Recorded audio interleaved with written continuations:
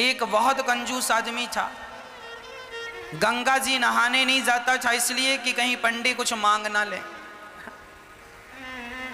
एक बार गांव के सब लोगों ने कहा कि सुनो जी, माघ का महीना चल रहा है, सब लोग नहाने जा रहे हैं, तुम भी प्रयागराज चले जाओ, नहा एक डुबकी तो लगाओ, सारी जिंदगी होगी तुम गंगा नहीं नहाए। तो सबने जिद की, पत्नी ने भी कहा जाओ। तो वो चुपके से गया। पहले तो देखा कहाँ भीड़ ज्यादा है और कहाँ भीड़ बिल्कुल नहीं। तो वो गंगा के किनारे चलता चलता चलता, सब जगह भीड़ थी, माघ का महीना था। अब वो चलता चलता शमशान घाट पहुंच गया, यहां भीड़ नहीं है। बोले यहां नहा लो तो यहां पंडा आएगा नहीं, नहीं तो पंडा नहा और पंडा खड़ा हो, चल निकाल कुछ दे, मेरे हाथ से पूजा करा, चल। गया जी में। अब बड़े प्रेम से वो शमशान में सोचा यहां कुछ नहीं है, कोई पंडों का झंझट नहीं है, कपड़े उतारा, चुपके से धीरे धीरे गया, कोई देख ना ले। वो बड़ा पैसे वाला था पर कंजूस बड़ा था। तो शमशान में जाके डुबकी गंगा जी में लगाया। और भगवान शंकर तो शमशान में भी विराजते हैं। शंकर जी को लगा जरा आज इसके साथ थोड़ा खेला खेली कर लें। तो भगवान शंकर ही पंडा बन के आ गए। जैसे ही वो डुबकी लगाया और डुबकी लगा के ऊपर उठा तो शंकर जी खड़े, हाँ यजमान जी निकालो। अब वो घबरा गया, अरे तुम कहां से आ गए? अरे बोले हमारा ये ठेका है, यहां जो भी नहाता उससे हमें वसूली करनी होती है, चलो ले आओ। नहा लिया आपने, लाओ। अरे हम इसीलिए तो नहाए शमशान में कि कुछ देना ना पड़े। ना ना, यहां तो देना ही पड़ता, शमशान ही, यहां से तो बच के कोई जाता नहीं। अच्छा बताओ कितना लोगे? शंकर जी बोले देखो हम वैसे लालची तो नहीं है, पर तुम दो, कितना दोगे ये बताओ? उसने बोला 1 पैसा दूंगा। हाँ हाँ, शंकर जी बोले चल मैं 1 पैसे से खुश हूं, चल ला। अभी नहीं लाया, कुछ नहीं हूं, उधार 1 पैसा दूंगा, वो भी उधार। तो शंकर जी बोले ठीक है, तो लिखवाओ फिर अपना एड्रेस वगैरह यहाँ। शंकर जी ने रजिस्टर में नोट किया, कहाँ के हो? फलानी गली, मकान नंबर फलाना। हाँ यहाँ के हो? हाँ सही है। हाँ मोबाइल नंबर? नहीं, मोबाइल रखता ही नहीं।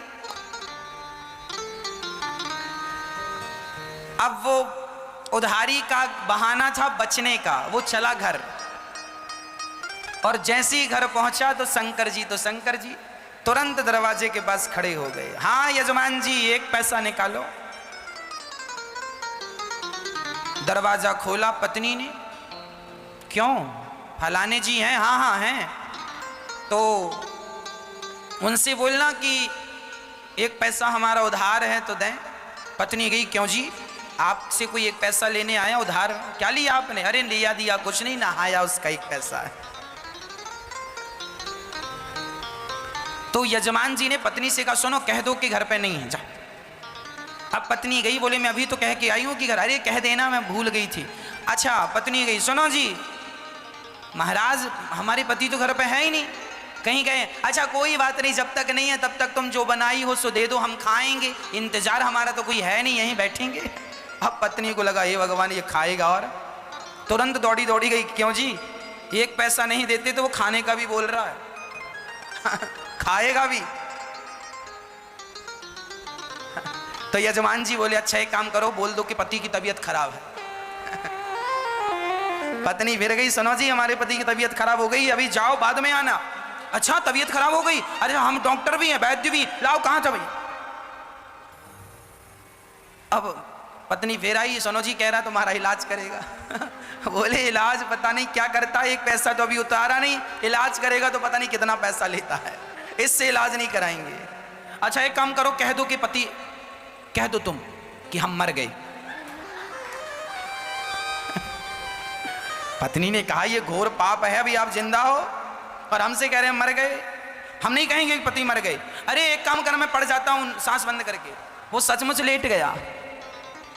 अब जब लेट गया तो पति ने कहा सुन ऐसे ना जा, जरा रोती रोती जा, ये सुनेगा कि मर गया तो चला जाएगा, एक पैसा तो बचेगा। अब वो मरने का नाटक किया और पत्नी रोती, महाराज महाराज बीमार थे, पता नहीं क्या हुआ, प्राण निकल गए। अच्छा शंकर जी बोले मर गया?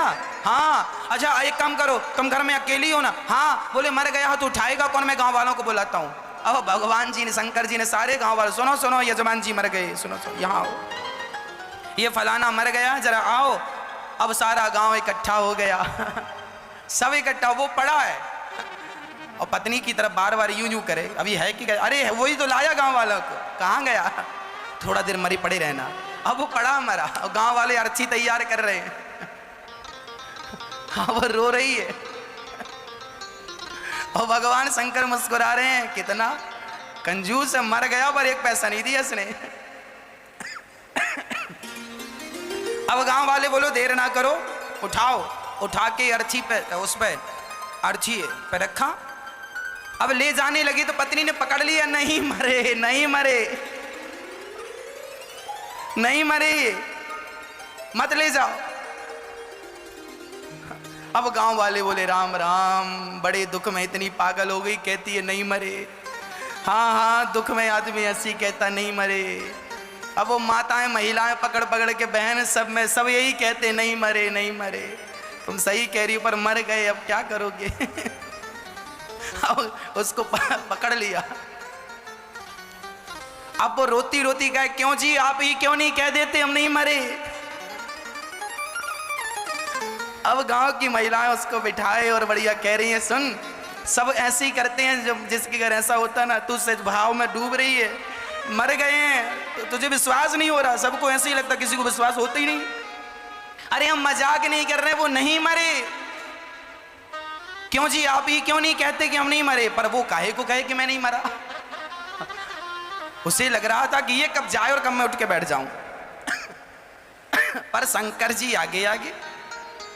अब गांव वाले लेके चले। अब ये पत्नी बड़ी परेशान है, भगवान सचमुच ना फूक दें लोग। अब वो शमशान तक पहुंच गया, लेटा लेटा सांस रोक के धीरे धीरे सांस लेता। चिता सजाई गई और चिता पे रखा गया, फिर भी उसने नहीं कहा कि मैं नहीं मरा।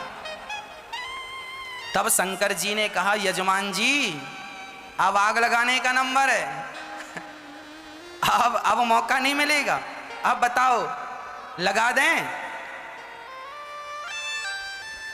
फिर भी वो आंख ना खोले। तब शंकर जी समझ गए एक नंबर का कंजूस है ये। तब शंकर जी बोले अच्छा मैं किसी के भांग धतूरा से प्रसन्न होता हूं, आज मैं तेरी कंजूसी से प्रसन्न हो गया। चल बोल तुझे क्या चाहिए, क्या चाहता है? तो उठ के बैठ गया, बोले देना ही है तो कुछ मत दो, जो एक पैसे को कहा था वही छोड़ दो, वही छोड़ दो। शंकर जी ने कहा जा छोड़ा। वो अपने घर चला गया शंकर जी। तब से शंकर जी को भोला भंडारी कहने लगे, बड़े भोले हैं शंकर जी, उसको भी मिल ही गए। तो कंजूसी ऐसी ना हो, ईश्वर यदि हमें दिया है तो हमें जरूर देना चाहिए, क्योंकि परोपकार ही हमारा परम धर्म होता है ना।